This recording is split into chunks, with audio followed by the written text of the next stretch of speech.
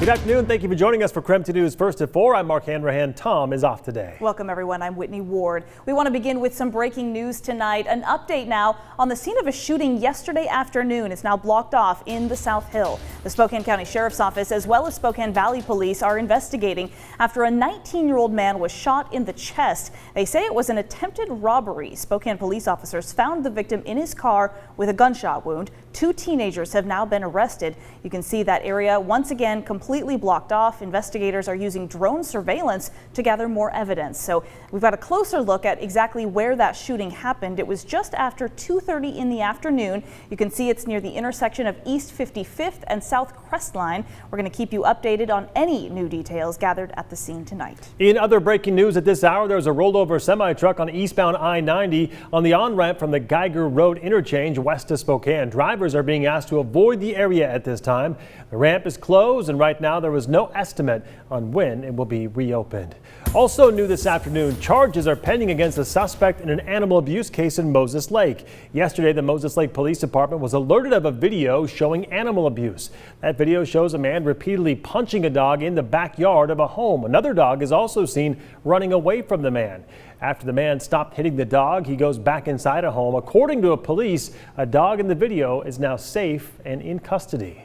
The police department also posted on its Facebook this: "We understand how sensitive this topic is, as we are also animal lovers and most of us pet owners." All right, let's switch gears now. We want to talk about weather. Kind of a breezy day across the inland Northwest. You can definitely feel like winter is knocking on the door. I know. It's still October though, right? It is still mid-October, right? Let's get straight to meteorologist Thomas Patrick. Thomas, we don't say 4-letter words here on the broadcast, but we're talking snow this week potentially. Yeah, hold on to that thought for just a second here, because we will get to that 4-letter S word, if you will. But temperature-wise right now, honestly, isn't that bad. It's almost 60 degrees, even with the cloudy skies. But yeah, it is quite a bit breezy out here, even from our outdoor weather center and the observations out at the airport. Almost 30-mile-per-hour wind speeds as of right now. So yes, a breezy day, but honestly, not all that consequential in terms of the grand scheme of our forecast. We can see it in the cloud cover moving along very quickly out of the north and west. A little bit of some light shower activity in some of our mountains to the north, but it is just rain for now. Look at our temperatures for the next 12 hours. Again, almost 60 degrees as of right now, getting down into the low 40s for tonight. That's going to be so warm compared to what's going to happen for this weekend. We transition from fall right on to full-on winter by the time we enter the weekend. Yes, this is a snapshot of our future tracker late this week on Friday, and it does have some quite widespread snow for the area. So coming up, I'm going to give you the latest confidence and details with this particular weather system as it pertains to not just its overall confidence, but the timing and if we can even nail down our snow totals as of yet. Look for that and your upcoming weekend forecast in a few minutes. Thomas, we're going to put you in timeout, give you some time to think about what you just said. We'll come back to you here in just a few minutes. I'm so sorry. Yeah. All right, there's still time for this to change, and we're keeping our fingers crossed that it does. Thank you. All right, early voting is underway in some Idaho counties. Between now and October 30th, voters can fill out their ballots in person at the Kootenai County Elections Office. Today was the first day that early voting started in the county, and elections staff tell us that some voters were lined up outside for nearly 2 hours before the polls even opened. Throughout the day, staff reported a steady flow of people casting their ballots in person. Volunteers were also there to help with voter registration. The election is already shaping up to be an historic one in Kootenai County. Right now, there are more people registered to vote in the county than ever before. The county has also mailed out more than 3 times the number of absentee ballots compared to 2016.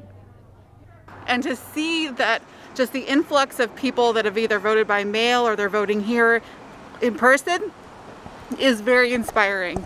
So early voting will take place through October 30th, as we said, at the Kootenai County Elections Office there in Coeur d'Alene. The office is open from 8 to 5 Monday through Friday. The last day to request a mail-in absentee ballot is this Friday. Today, Idaho's Board of Education has approved a program to give funding to families with children in school. Eligible parents can apply for $1,500 per student. The program gives up to $3,500 per family. Families can use the money to buy or receive reimbursement for educational materials, devices, and services. The application opens on Wednesday. Families have until December 8th to apply. You can find that application at strongfamilies.idaho.gov.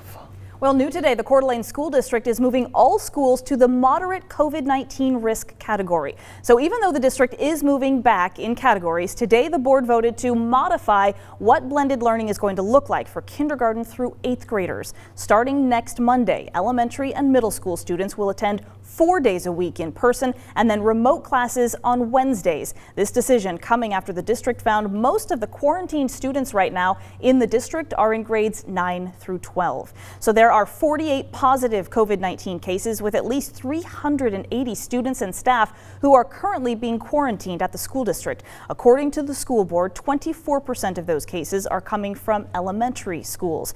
3% are in the middle schools. 73% are in the high schools. The data would tell you that it isn't necessarily playing out exactly the same in every one of our facilities. We have what I would consider at both the middle schools and the elementary schools a better ability to control some of the issues that could warrant exposure and cause exposure. So the district made the decision on Friday to move its 3 high schools then back to the moderate COVID-19 risk category and return to a hybrid learning model. Starting today, students are attending classes in person just 2 days a week and remotely for the 3 other days a week. Spokane Valley small businesses and nonprofits only have 2 more days to apply for CARES Act funding. This is the city's second round of grants. Spokane Valley was given $1.45 million in federal coronavirus aid relief and economic security. The deadline to apply is on Wednesday at 5 p.m. This additional money supplements the $2.9 million the city originally received earlier this year. Now to apply and for more information, just text the word CARES to 509-448-2000.